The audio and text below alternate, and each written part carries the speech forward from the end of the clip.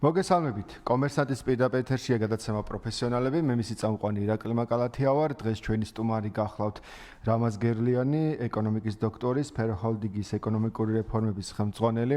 პირველში მადლობა რამაზ გადაცემაში მობრძანებისთვის. და ჩვენი გადაცემის თემა გახლავთ საქართველოს ეკონომიკური მომავალი. ანუ რა პროგნოზები გვექნება, რა ეკონომიკური შედეგები და იმ ფონზე რა ფონიც დღეს არის იგივე პოლიტიკური, აქედან გამომდინარე, რას უნდა ველოდეთ მიმდინარე პერიოდში განვიხილოთ პირველი დავიწყოთ ეკონომიკური ზრდის მაჩვენებლებით, 2024 წლის საშუალო მაჩვენებელი ეს 9.5%-იანი ეკონომიკური ზრდა გვაქვს.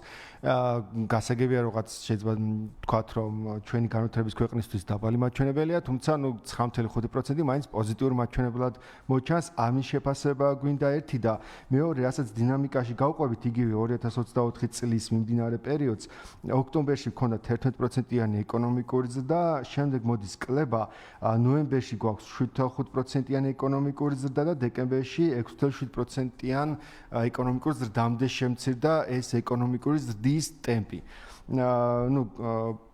კლება სახეზე არის, თუმცა საშუალო მაჩვენებელი მაინც 9.5%-ზე დავიდა ეკონომიკური ზრდა. რაც გვეუბნება ეს მაჩვენებლები, რით არის გამოწვეული და რამდენად შეიძლება ვთქვათ, რომ ეს პოზიტიური მაჩვენებლებია.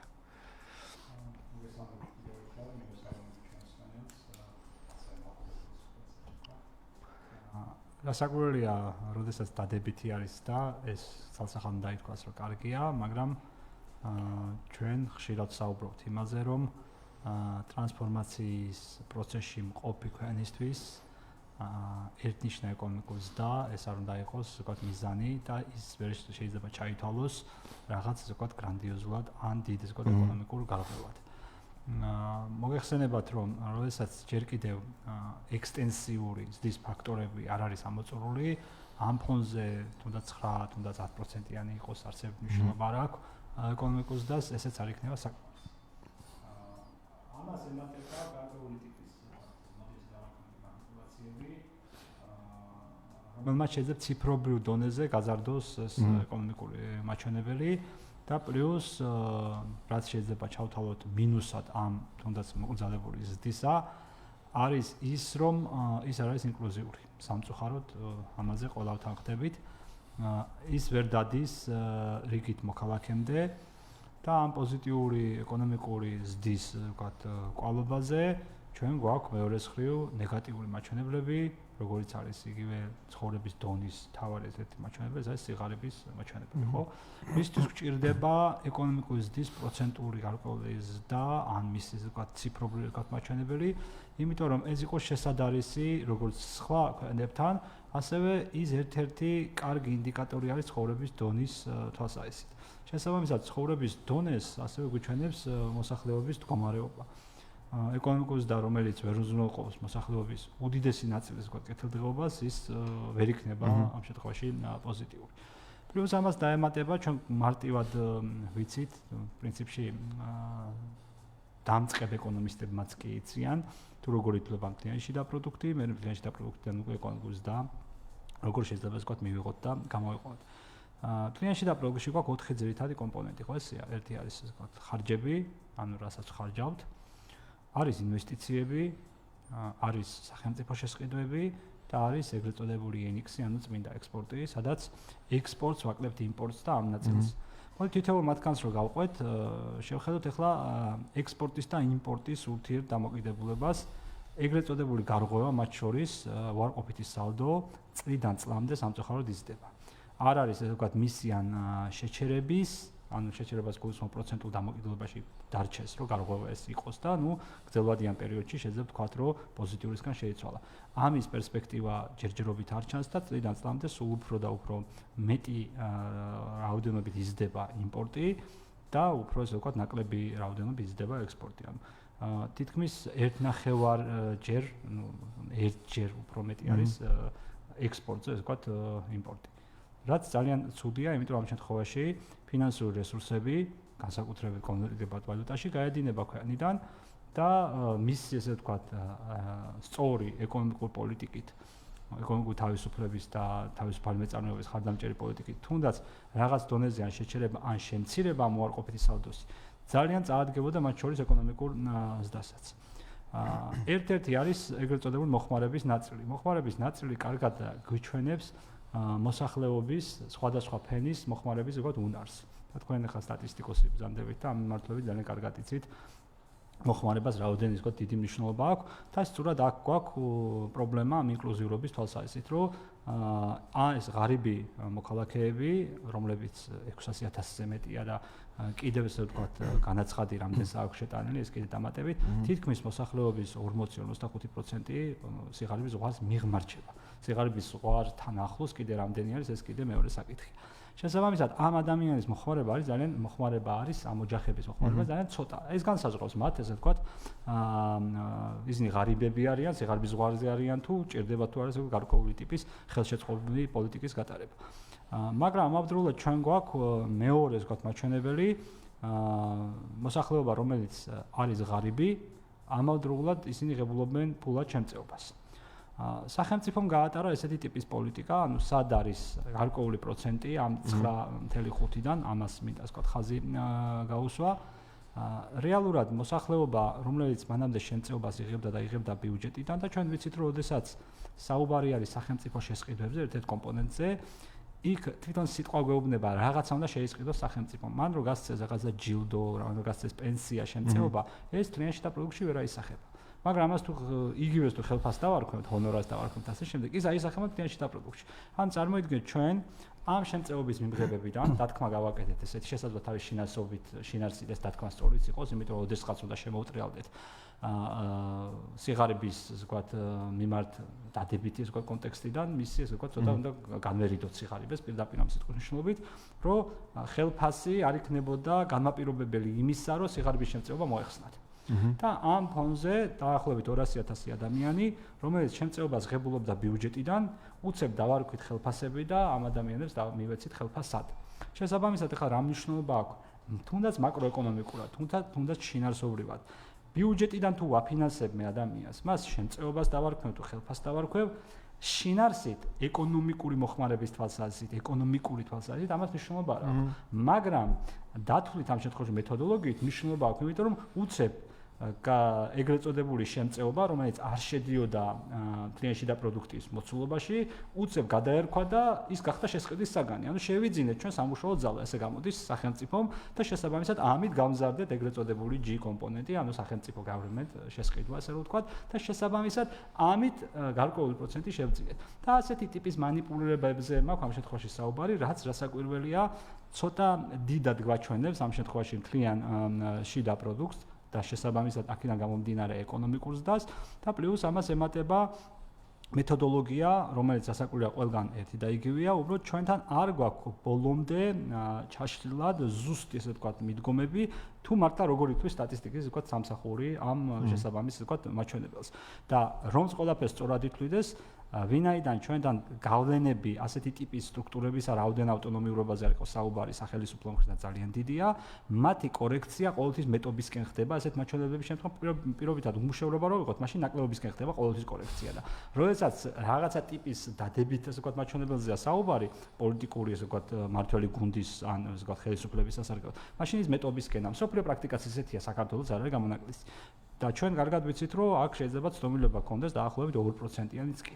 როდესაც 2-3% ან 4%-იან ზრდაზე არის საუბარი, ის ერთ-ერთი პროცენტი არის სტატისტიკურად დადგენილი, რომ ცდომილება შეიძლება იყოს.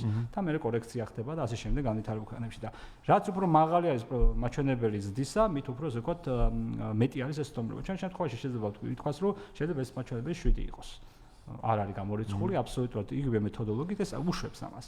ან ეს მცირე манипуლაციები საბოლოო ჯამში ესე ვთქვათ გვაძლევს იმას, რომ მე გარკვეულწილად ვიწყებთ შედარებას ამ ზრდის სხვა ასე ვთქვათ ინტენსიური ზრდის ფაზაში მყოფ ქვეყნებთან და ვამბობთ, რომ ჩვენ მოწინავე ვართ. დიახ, ამ კონკრეტული შედეგი თუ არითმეტიკული ციფრები არ იტყვებიან მართლა ესეა, მაგრამ ისინი არის ინტენსიური ზრდის ასე ვთქვათ პიკზე და ჩვენ ექსტენსიური ფაქტორები არ ამოგვიწურია. მარტივად რო ავიღოთ სოფლის მეურნეობის მიწები, ნახევარი დაუმუშავებელია. ანუ ეს არის ხო ეს ექსტენსიურად რო იწურება, მამაპაპურად რო აითვისო, ისიც კი არ გაიგება. ისინი ტექნოლოგიურ პიკში არიან, წვეთოვანი წყიდან დაწყებული ჰიბრიდული ვთქვათ სისტემები და ასე შემდეგ და მაქსიმალურს იღებენ ესე ვთქვათ ეკონომიკური ზრდისთვის. მათი ეკონომიკამ არის მზარდი ძალიან ხანგრძლივი პერიოდის განმავლობაში მათში გულისხმობ ევროკავშირის ქვეყნები, მათ შორის რიგი ზოგადად აზიური ვებხვებს რო ეძახით აზიის, ამერიკული ესე ვთქვათ განვითარებული ქვეყნები და სხვა, რომლებიც საკმაოდ მოწინავე ტექნოლოგიითაც გამოირჩევიან და ხანგრძლივი პერიოდის მანძილზე მართლა ეკონომიკურ სასწავლებლად მოახდინეს და მიუხედავად ამისა მათ მაინც აქვს ესე ვთქვათ ეკონომიკური ზრდა. და შესაბამისად გამოდის რომ ამ შემთხვევაში ჩვენ რო დავიწყეთ ამ შემთხვევაში არწივის და ბეღურის ერთმანეთთან შედარებას ცოტა არ იყოს ეს უკვე მეთოდოლოგიური შეცდომა. ან პირობითად არწივის ესე ვთქვათ ზდასრული არწივის და ბეღურას ბარტყის შედარებას და ვთქვათ რომ პროცენტულად განსაზღვროთ და ბეღურას ბარტყმა რამდენით მოიმატა წონაში ერთ თვეში და ზდასრული არწივი არ იმატებს. და ამ დროს ვადარებთ რომ იქ არწივზე უფრო მაგარი ვართ, იმიტომ რომ ბეღურის ბარტყმა მოიმატა რაღაც ესე ვთქვათ რამოდენიმე გრამი. და ამ დროს არწივია და არც მოუმატია. დაახლოებით იგივე შედარება მეთოდოლოგიური შეცდომა არის ამ შემთხვევაში, როდესაც ჩვენ განვითარებულ ქვეყნებს პირდაპირ ეს ვთქვათ მნიშვნელობით ვამბობთ რომ ვაჯობეთ. არ გვიჯობნია არავისთვის სამწუხაროდ ძალიან განიხარდებოდა 50 ეკონომიკური წელიწადი გვაშორებს საშუალო ევროპული ვთქვათ მაჩვენებლიდან 50 ეკონომიკური წელიწადი ამ ტემპით რო ვიაროთ 50 წლის მერე ჩვენ ვიქნებით იქ სადაც დღეს ევროპის საშუალო ვთქვათ მაჩვენებელია. სამწუხარო არის ეს ძალიან სამწუხარო რომ 34 წლის მანძილზე ჩვენ ვერაფრით ვერ შევძლებთ რომ ამ მიმართულებით მართლა სასწაული მოგვეხდიან როგორც ომისგან განადგურებულმა გერმანიამ მოახდინა პირობითად თავის დროზე, ხო? სულ 4 წელიწადი დაჭირდა იქ ეკონომიკურ სასწავლოს. როგორც სამხრეთ კორეამ მოახდინა თავის დროზე, იქ დაჭირდა 7 წელიწადი ეკონომიკურ სასწავლოს და გაასამაგეს თავიანთი ეს ვთქვათ ეკონომიკა. ჩვენთან სამწუხაროდ მიუხედავად ამ ციფრების ესე ვთქვათ ესე პოზიტიურად დანახვისა, ეს არ არის საკმარისი ამის ხაზგასმა მინდა. თუმცა ის რო დადებითი ციფრია და ის რო არ არის დაუშვათ 5% და 3%. ამას რასაკვირველია ჯობია და ამას ხაზი უნდა გაეცვას. ახლა ამას რო ვერ ხედავდეს ადამიანს ცოტა ისაა. ეს არ არის საკმარისი სწორედ ამ მიზეზების გამო. манипуляციების გამო გაზრდილეს ვთქვათ მაჩვენებლის გარდა რომ დადებითია, კარგია, მაგრამ არ არის საკმარისი იმისთვის რომ ჩვენ სწრაფად განვითარდეთ და კონდეს მაღალი ცხოვრების სტანდარტი. რა განსაზღვრავს? ერთი შემოსავლების მოსახლეობის, მეორე მათი სიცოცხლის საშუალო ხანგრძლივობა. ყველაფერი ამაზე არის ვთქვათ მიბმული ეკონომიკური თვალსაზრისით. კეთილი. დიდი მადლობა გაგაწყვეტინებთ საუბარს. მცირე სარეკლამო ჭრა გვექნება. რეკლამის შემდეგ კვლავ დავბრუნდებით სტუდიაში და გავაგრძელებთ თემაზე საუბარს.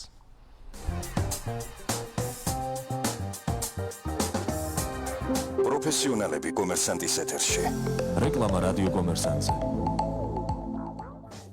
სილკპოსტი სახმელეთო ამანათების საქართველოში.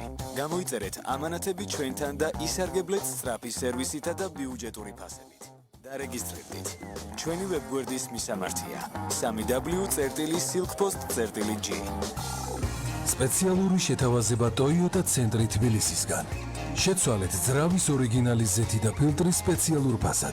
Toyota CHR და Toyota Prius 150 ლარი. მომსახურებაზე წინასწარ ჩასაწერად დაგვიკავშირდით ნომერზე 032 2511. Toyota ცენტრი თბილისი. დავით აღმაშენებლის ხეივანი 116.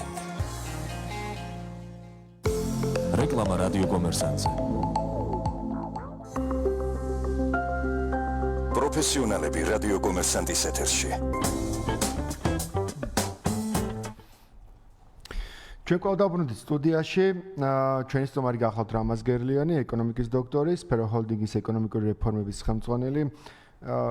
ვაგრძელებთ თემაზე საუბარს, რაც ახსენეთ რამაზ, რომ იგივე სოციალურ დაუცველების პროგრამა რაც იყო, ეკონომიკურ ზრდაზე მოქმედებს და ამავე დროს მოქმედებს უმუშევრობაზეც, რაზეც საუბარი რომ უმუშევრობა შემცირდა, ერთ-ერთი მთავარი ფაქტორი ზუსტად ეგ იყო, რომ ამ ადამიანებს სოციალური შემწეობა დაურიგეს და რეალურად დასაქმებულად გაფორმდა და შესაბამისად აისახა სტატისტიკაში. აქედან გამომდინარე, ეს უმუშევრობის და თქვა 6.4%-იანი უმუშევრობის დონე გვაქვს და შემცირების ტენდენციით მიდის. აქედან გამომდინარე, რამდენად შეიძლება თქვა, რომ ის ეკონომიკური შესაძლებლობა რაც გვაქვს, რეალურად ვიყენებთ ამას და ის რომ 6.4%-იანი შემცირება უმუშევრობის რეალური მაჩვენებლებია. ზოგადად უმუშევრობა რომ მცირდება ეს ასეც უნდა იყოს, მაგრამ ჩვენთან არის ორი ვექტორი. ერთი რაც თქვენ ახსენეთ, როდესაც შემწეობის მიმღებს ასევე ბიუჯეტიდან თანხას გასცემ, როგორც ვთქვათ, საზღაურს, როგორც ვთქვათ, ხელფას, ის თავისთავად უცებ აღმოჩნდება დასაქმებულთა კატეგორიაში 2/4-ია, იმიტომ რომ სტანდარტით ესეა, რასაც ამ შემთხვევაში ხელფასად სახელმწიფო აძლევს ამ დროების ვთქვათ დასაქმებულებს, იმის ნახევარის რომ მიცეს, იმ შემთხვევაში მაინც იმ სტანდარტში გავიდოდა, რომ ვიცით ხო, როგორც განისაზღვრება უმუშევარი და როგორ განისაზღვრება ეს ვთქვათ დასაქმებული. შესაბამისად ეს ადამიანთა დიდი ესე ვთქვათ ჯგუფი, დიდი კატეგორია, სწორედ დაემატა ამ შემთხვევაში სწორედ დასაქმებულთა ნაწილს, რითაც რასაკვირველია შემცირდა ანალოგიურად უმუშევრობის ნაწილი. მეორე ძალიან ცუდი ესე ვთქვათ ინდიკატორს არ დავარქმევი, ცუდი ფაქტორი ესე რომ ვთქვათ, რაც ამ შემთხვევაში კიდე დამატებით ხდება ამაზე ვთქვათ მანიპულების შესაძლებლობა, ეს არის რეალურად მიგრაციის ნაწილი. მიგრაცია რაც ძალიან ასე ვთქვათ ცუდად მიმდინარეობს ჩვენგან, ვინაიდან შრომის უნარიანი ადამიანები ტოვებენ ქვეყანას, მიდიან და გარკვეული პერიოდის მერე ისინი ამოირიცხებიან სამუშაო ძალიდან. ხო, ეს არის ეს მიდგომა, ძალსახატესია, ასე ვთქვათ, სტატისტიკური თვალსაზრისით და შესაბამისად იმ ფონზე, როდესაც სამუშაო ძალა გიმცირდება, თუნდაც იგივე რაოდენობა სამუშაო ადგილებისა, ანუ დასაქმებულთა, ასე ვთქვათ, შეინარჩუნო, შენ პროცენტულად გექნება შემცირება უმუშევრობის.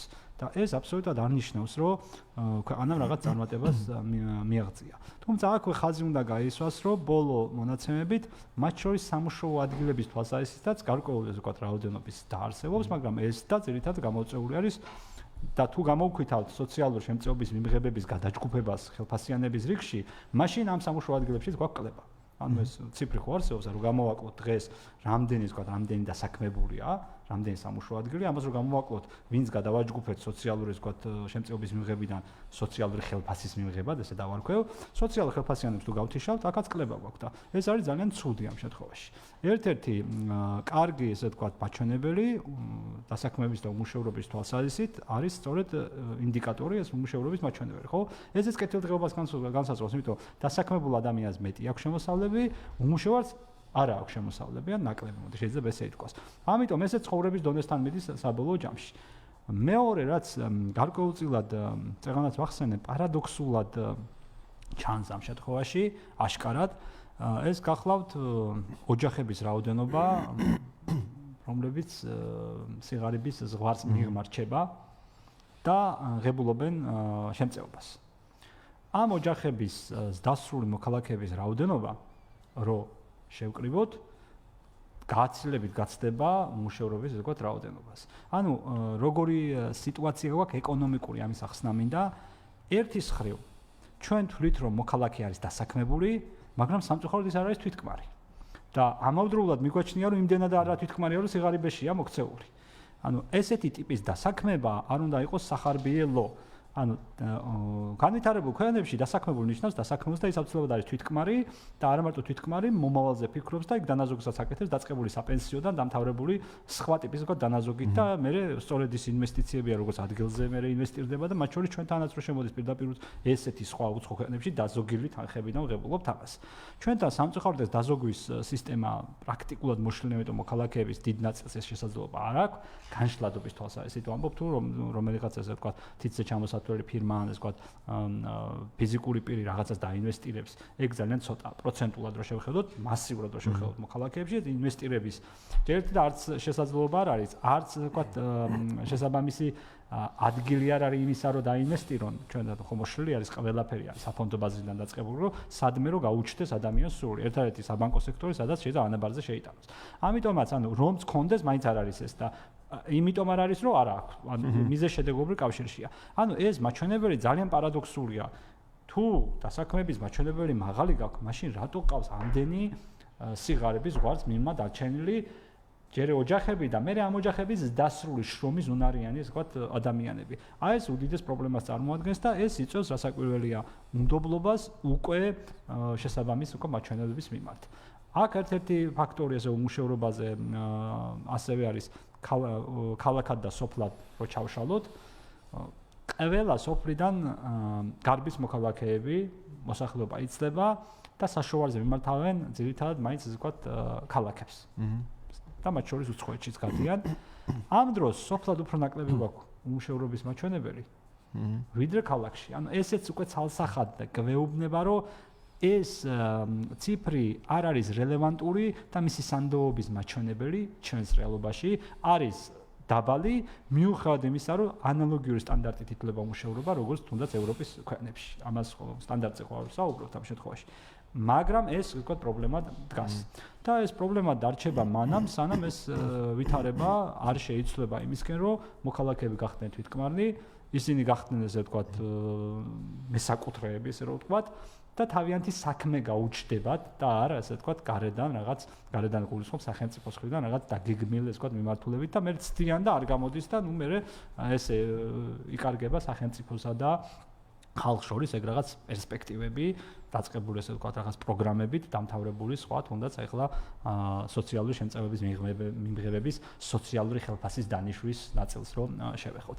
აი ეს არის რაც შეიძლება ითქვას უშუალოდ უმუშევრობასთან მიმართებაში.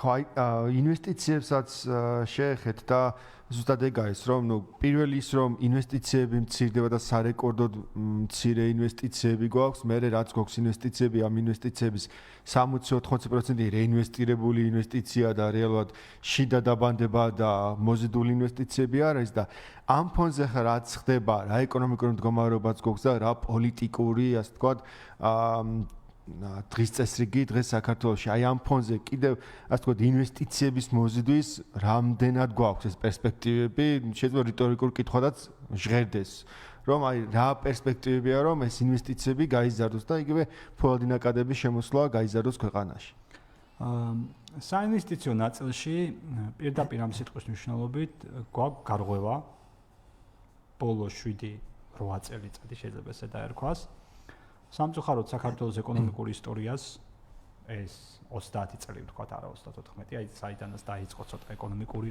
შემოbrunება არ ახსოვს 2 მილიარდიანი ესე ვთქვათ ნიშნური საინვესტიციო ერთადერთ ხელი იყო რომ ეს ნიშნური გადავიდა ისიც რეინვესტირების ესე ვთქვათ ხარჯზე არ ახსოვს რომ ამ ნიშნულამდე ასულიყო მილიარდის ფარგლებში მერყევობს ეს მილიარდ ნახევრამდე რაც არის მოდი ესე ვთქვათ ზღვაში წვეთი არ არის ეს საკმარისი ცნობისთვის პირდაპირ უცხოურ ინვესტიციებს ერთ-ერთი მნიშვნელოვანი ადგილი უკავია ყველა განვითარებული ქვეყნის ესე ვთქვათ ეკონომიკაში.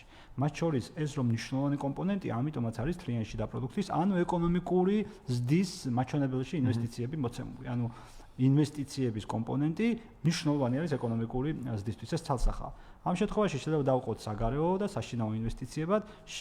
საშინაო ინვესტიციებზე ვისაუბრეთ, რომ საშინაო ინვესტირების ნაწილში ჩვენ არ გვაქვს ინკლუზიური ეს სფერო, თუ სახელმწიფო ან რომელიღაცა კერძო სუბიექტი რაღაცას დაინვესტირებს, ან სახელმწიფო რაღაცა გზით ფასიანი ქაღალდების გზით ეკონომიკიდან ამოიღებს ამ პულს მოქალაქეების ირიბად მოქალაქეებიდან, ეს არ არის შიდა ინვესტიციის ესე ვთქვათ კლასიკური გაგება, ის უნდა იყოს კერძო და ის უნდა იყოს თავისუფალი.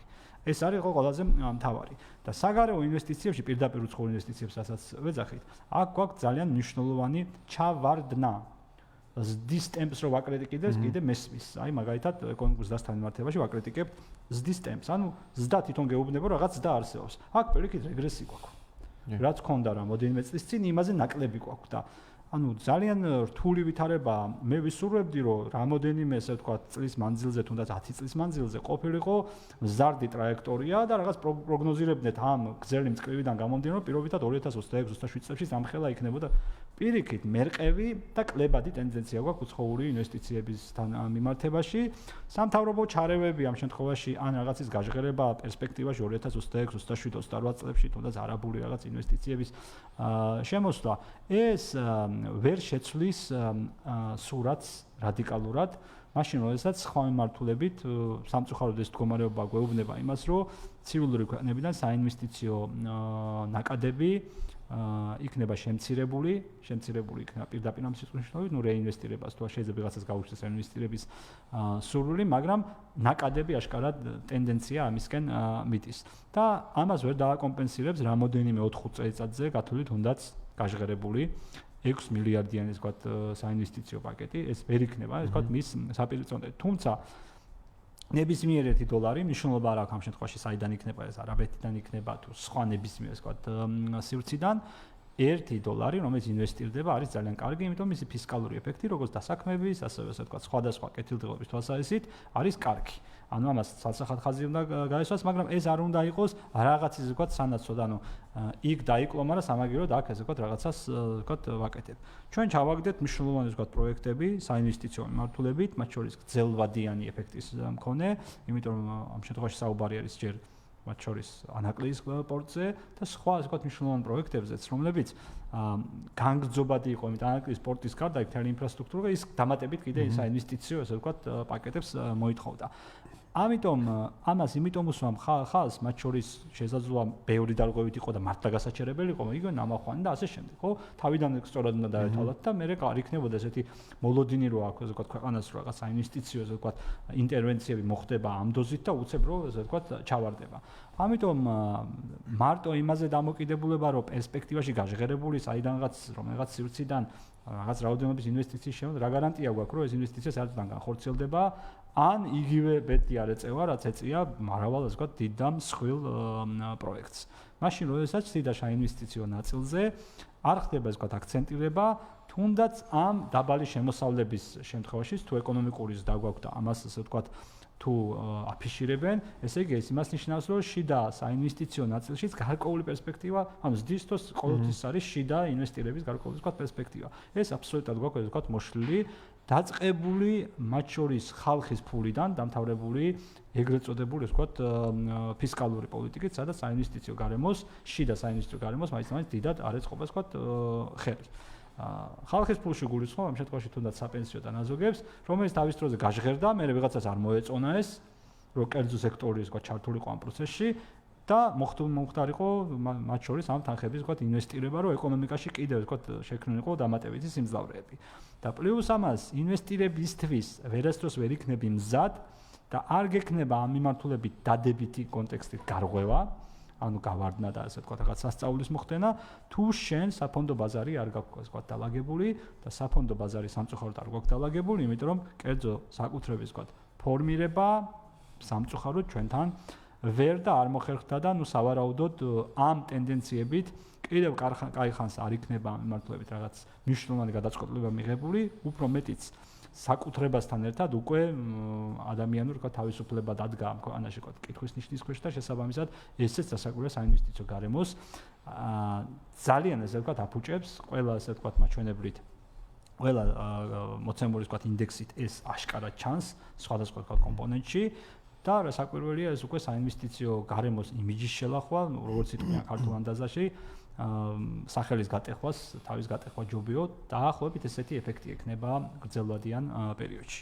ხო, ან გრძელვადიან პერიოდში იგივე ინვესტორების მხრიდანაც, უცხოელი ინვესტორების მხრიდანაც რამდენად იქნება საინტერესო საქართველოს იგივე კი ვახსენეთ, თქვენ ახსენეთ რომ არაბული ქვეყნებიდან იგივე ინვესტიციებზე კი ჟღერდება ინფორმაციები, თითქოს ხელშეკრულებებს ხელი ეწერება და ეს ხელშეკრულებები წლიდან წლამდე ყოველთვის ბევრი გვაქვს, მაგრამ რეალური ინვესტიციები არ გვაქვს. და ამ ფონზე რა ფონიც ახლა დღეს გვაქვს ქვეყანაში შექმნილი, რამდენად არის მის პერსპექტივა, რომ რომელიმე ცივილური ინვესტორი რეალურად შემოდის ქვეყანაში და რეალური ინვესტიცია განახორციელოს ეკონომიკაში.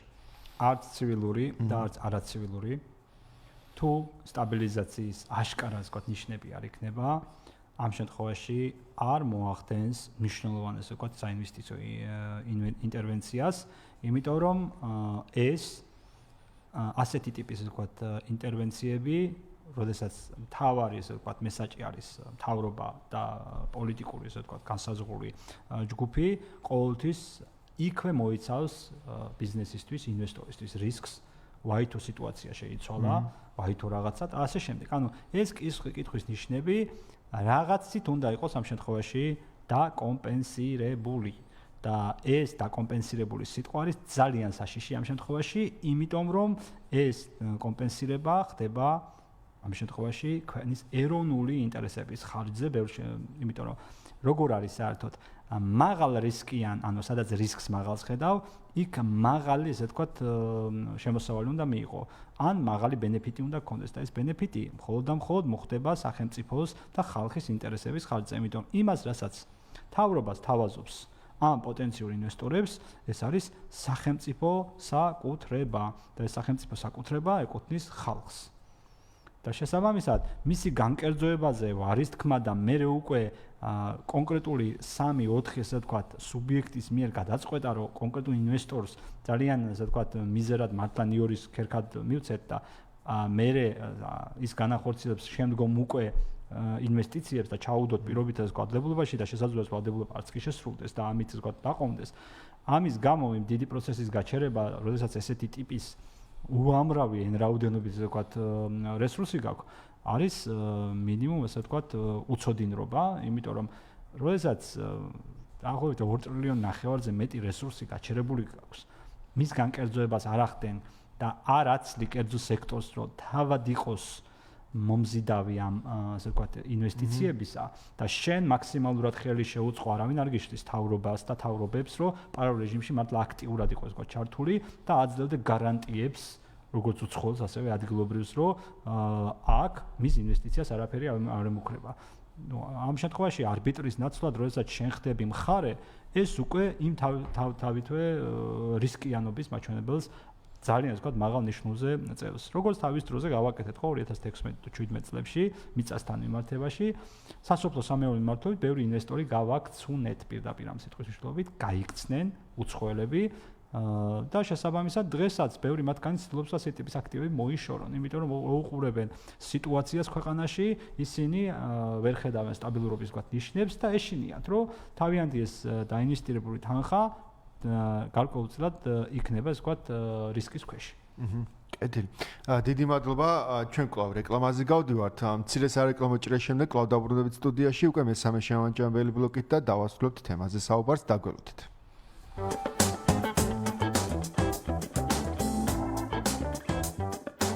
პროფესიონალები კომერსანტის ეთერში. რეკლამა რადიო კომერსანტზე. World Logistics-ი საუკეთესო ფასებითა და პირობებით. იმპორტი ჩინეთიდან. World Logistics-ი საკუთარი მანქანებით იზრუნებს შერეული ტვირთების ტრანსპორტირებაზე ჩინეთიდან საქართველოს მიმართულებით. 20-25 დღეში. დამატებითი ინფორმაციისთვის მოგმართეთ მეილზე info@worldlog.gr ან დაგვიკავშირდით ნომერზე 511-29-11-11. World Logistics-ი უსაფრთხოება და ვადების ზუსტი დაცვა. თქვენი ბიზნესის მყარი საფუძველი, სივრცე რომელიც თქვენ გჭირდებათ. მეგალაინის სავაჭრო და ბიზნეს ცენტრი 2025 წლის იანვრიდან გთავაზობთ კომერციულ და საოფისე ფართებს ქალაქის ცენტრში, აგლაძის 15 ნომერში. საზოგადოებრივი და კომერციული ინფრასტრუქტურა, ბიზნესზე მორგებული პირობები, პარტნიორობის შესაძლებლობები, უსაფრთხოება და 24 საათიანი დაცვა. მეგალაინი, თქვენი წარმატების ადგილი. დაგვიკავშირდით ნომერზე 557-357-000. მისამართი რაფაელ აგლაძის ნომერი 15. გათბობა გაგრილების სისტემის ყველა წამყვანი ბრენდი და ყველაზე ფართო არჩევანი მოდუსში. ელექტროლუქსი, ბალუ, როიალ თერმო. მოდი მოდუსის ფილიალებში. ან შეიძინე ონლაინ 0322 06 01 01. რეკლამა რადიო კომერსანტზე. გაიგე, რა იყო ყველაზე მნიშვნელოვანი დღეს პოლიტიკასა და ეკონომიკაში. მოისმინე ყველა მხარის პოზიცია და ხედვა. დღის შეჯამება კომერსანტის ეთერში. ნანა არჩვაძესთან ერთად. ყოველ სამუშაო დღეს 18-დან 19 საათამდე. კომერსანტი ლაივ. პროფესიონალები რადიო კომერსანტის ეთერში.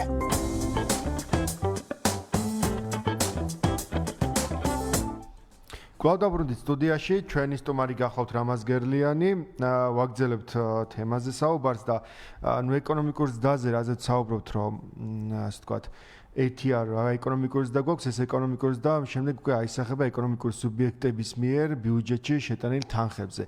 ამ ხრივ 2025 წლის იანვარი რომ განვიხილოთ, 4.1%-ით გაიზარდა 2025 წლის იანვარში 2024 წლის იანვართან შედარებით ამ საბიუჯეტო გადასახადებიდან მიღებულმა შემოსავლებმა ზრდაზე, რაც დადებითი გავლენა იქონია, ეგ იყო საშემოსავლო გადასახადის და მოგების გადასახადის, ასე ვთქვათ, მატება დაახლოებით ორივე 17%-ით გაიზარდა და რაც მნიშვნელოვანია, კლება ჰქონდა მნიშვნელოვანი აქციზის გადასახადიდან, ეს არის 38%, 21% იმპორტის გადასახადი, ქონება 2%, 0.9 დამატებული ღირებულების გადასახადი და ეს დამატებული ღირებულების გადასახადი ვიცით რომ ეკონომიკის მთავარი ყველა დღეგეს გადახვდელები ვართ რეალურად და ეს დამატებული ღირებულება არის რეალურად რაც თლიანი შიდა პროდუქტი ითვლება კიდევაც მეთოდოლოგიურად, რაც დასაწყისშიც ვთქვით, რომ ეს დამატებული ღირებულებებიდან ითვლება მე უკვე მთლიანი შიდა პროდუქტი და ეს დამატებული ღირებულების შემცირება 0.9%-ით ესეც მნიშვნელოვნად ასე ვთქვათ ეკონომიკურ ზრდაზე დადებითად ვერ მეტყველებს და განსაკუთრებით კიდევ ის პროგნოზები რა პროგნოზებიც გვაქვს საერთაშორისო ადგილობრივი ორგანიზაციების ხედა რომ 5-6%-იანი ეკონომიკური ზრდა არის მოსალოდნელი უკვე 2025 წელს. უფრო ნაკლებიც თუ არ იქნა, ესეც პროცესებზეა დამოკიდებული. ხო, აი ეს გადასახადებიდან გამომდინარე ამ კლებას, რასაც უკავშირებთ, თავარი ფაქტორები, რა მოლოდინები შეიძლება გაგვიჩნდეს უკვე, თქვათ, გაზაფხულის პერიოდში თუ მომდენო წლის განმავლობაში. საკვირველია ერთ-ერთი კომპონენტი, ეგრეთ წოდებული სახელმწიფო შესყიდვები, საიდანაც ხდება მთლიანში და პროდუქტში, ბალანსდება გადასახადებით. როგორია ახლა ხაზინის სტრუქტურა, სვენელისთვის რო იყოს ცხადი, ხაზინაში ძირითადი ნაწილი ბირთვი სწორედ ფორმირდება გადასახადების გზით, ყველა ეს გადასახადი რაც ჩამოვთვალეთ. პლუს თუ არის ხაზინის დანაკლისი, ანუ ეგრეთ წოდებული დეფიციტური ბიუჯეტი და აპრობირებულია მთელ სოფლიოში, როგორც წესი თავრობები ბიუჯეტს გეგმავენ დეფიციტურად, მისაღები არის ეს. ის დეფიციტი მერე ივსება უკვე ეგრეთ წოდებული, ვთქვათ, სესხით. ეს იქნება შიდა თუ საგარეო, ვთქვათ, სესხი, ანუ ერთადერთი გზა ეგ არის ამ შემთხვევაში. იქ ოდნავ მცირე, ესე ვთქვათ, ნაწილი, როგორც წესი გრანტებს უკავიათ, თუმცა ეს კლასიკურად ეს არ არის, ვთქვათ, თავარი ერთადერთი ან თუ დანაკლისი არის, პირობითად 20 მილიარდი გვაქვს ბიუჯეტი, 19 შემოვიდა, ვთქვათ, გადასახადების გზით, ის მილიარდი აუცილებლად იქნება სესხის სახით, შიდა და გარეთ, ვთქვათ, დაბალანსებული. შესაბამისად, რამდენი არის ბიუჯეტის დეფიციტი, ეს ძალიან მნიშვნელოვანი არის როგორც საინვესტიციო გარემოსთვის, იმიტომ რომ სესხს როდესაც შიგნით იღებს ან გარედან იღებს, ეს არის პოტენციალი, რაც შეიძლება ინვესტირებულიყო ამ ნაწილში.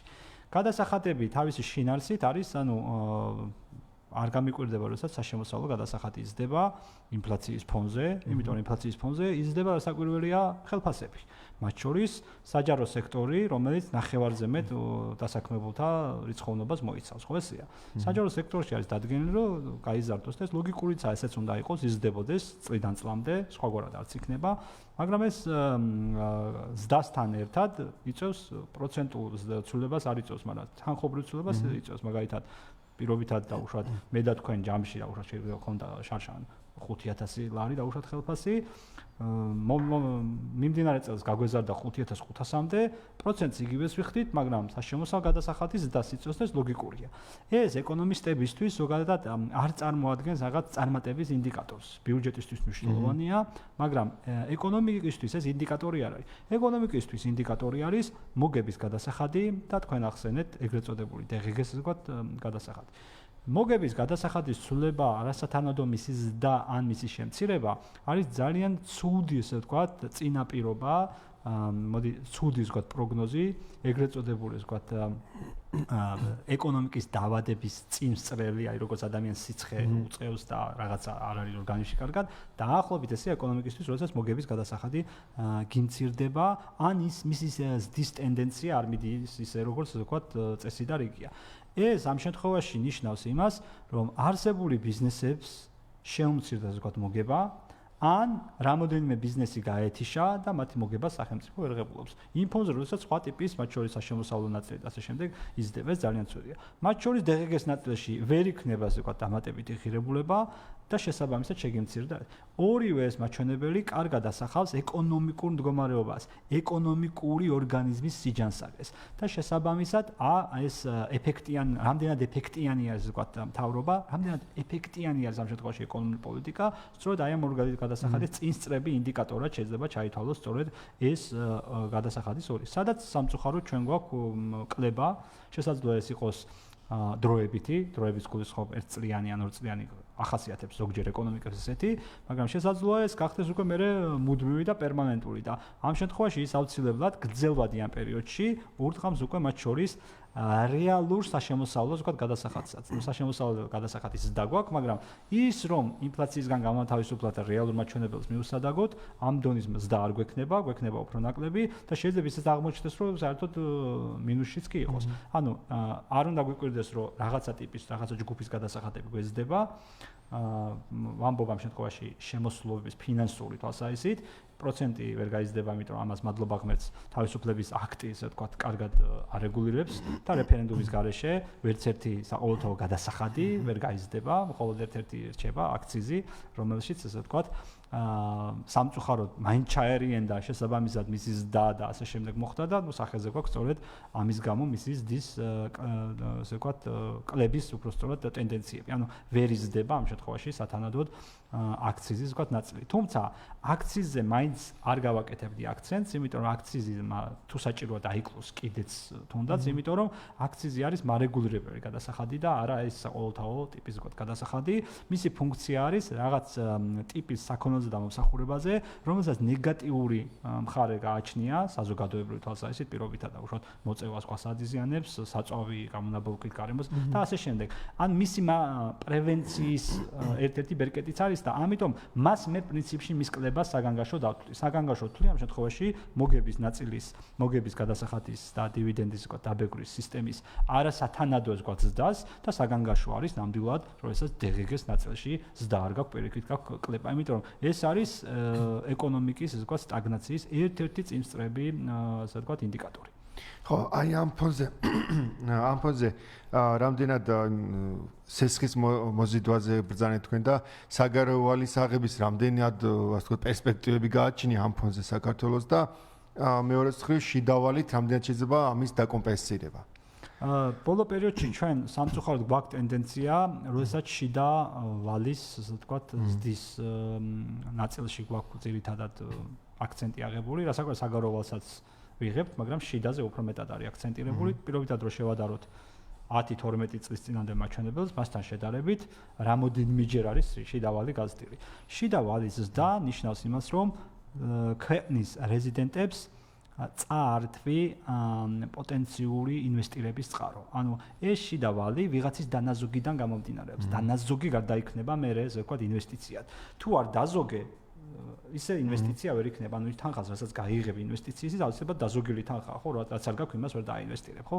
ამიტომ, როდესაც თავრობას ბიუჯეტში ბიუჯეტის ზოგადად დასაფინანსებლად მიაქვეს ვალია მარტო ამისთვის ჭირდება, სხვა რამისთვის პრინციპში არ ჭირდება, იმიტომ თუნდაც ინფრასტრუქტურული პროექტი დაგეგმოს, ის სახელმწიფო შესყიდვაში გადის და ბიუჯეტში აისახება აუცილებლად და შესაბამისად მოხდება მისი დაფინანსება. შიდა ვალის ასე ვთქვათ, დიდი დოზით აღება არის ძალიან ცუდი, იმიტომ რომ ის პერსპექტივაში შიდა ინვესტიციას ართმევს, ასე ვთქვათ, რეზიდენტებს, რაც ძალიან ცუდი არის, იმიტომ რომ ერთ-ერთი კრიტიკული მახასიათებელი, რაშიც აკრიტიკებენ უცხოურ პირდაპირ ზოგადად ინვესტიციებს, ეს არის რომ მერე ის გადის უცხოეთში მოგებაც და ასე შემდეგ. კი ბატონო, ნამდვილად გადის, მაგრამ ის იმდენ ფისკალურ ეფექტს ქმნის სამუშაო ადგილებიდან დაწყებული, რომ მაინც მისაღებია და საყოველთაოდ დადგენილი და შიდა ვალის შემთხვევაში ეს კრიტიკა არ არსებობს.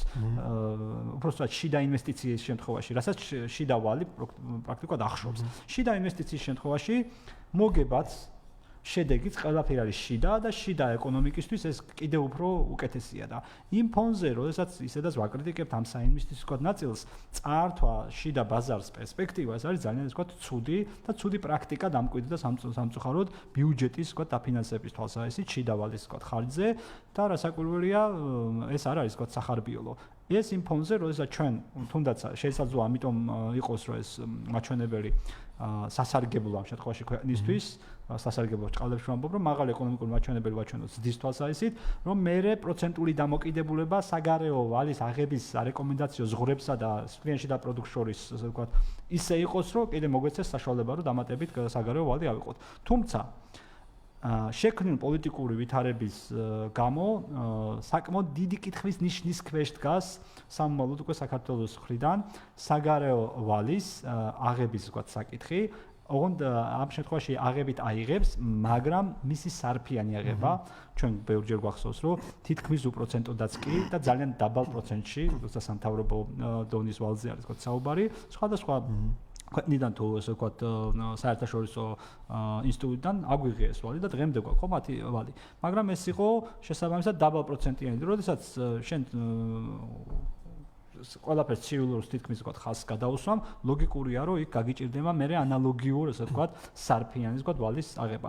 ამიტომ ალბათ წნეხი მაინც ისევ შიდა ასე ვთქვათ აქცენტზე იქნება, ამიტომ ნახეთ რომ საკმაოდ პოზიტიურად არის დაგეგმილი ვთქვათ ბიუჯეტი, საკმაოდ ნომინალში საკმაოდ დიდი მაჩვენებელი აქვს. გადასახადების კლების ფონზე მისი დეფიციტი იქნება მნიშვნელოვანი და შესაბამისად ამ დეფიციტს მე ვარაუდობ, რომ მეტწილად ისევ და ისევ შიდა ვალით დააფინანსებდა და რაც ეკონომიკისთვის ნამდვილად არ არის კარგი. იმიტომ რომ ამ შემთხვევაში ჩვენ წავართვით ეკონომიკას რეალური ზრდის პოტენციალი, რეალური ზრდის გულისხმობ, რომ შიდა ინვესტირება, რომელიც ყველა პარამეტრით არის კარგი. თუ პირდაპირ უცხოური ინვესტიცია, კიდევ ერთხელ განმეორდები, აკრიტიკებენ, იმიტომ რომ ის უცხოურია და მოგებაც იქ მიდის და მე ძირიც იქ დაბრუნდება საბოლოო ჯამში. ამ შემთხვევაში შიდა ინვესტიციების შემთხვევაში ძირიც ადგილზე, ასე ვქოთ, რეზიდენტისთვისაა მოგებაც და ყველაფერი და შესაბამისად ამ პოტენციალს ახშობს, როდესაც ირავალს იღებს ძალიან დიდი დოზით. კეთილი. დიდი მადლობა რამაზ ჩვენი ეთერით დასრულდა. მადლობა საინტერესო ანალიზისთვის. შეგახსენებთ, რომ ჩვენი სტუმარი გახდათ რამაზ გერლიანი, ეკონომიკის დოქტორი, სფერო ჰოლდინგის ეკონომიკური რეფორმების ხელმძღვანელი. მე გახდით ამ გადაცემის წამყვანი ირაკლი მაკალათია. მომდენო გადაცემამდე გემშვიდობებით. ნახვამდის.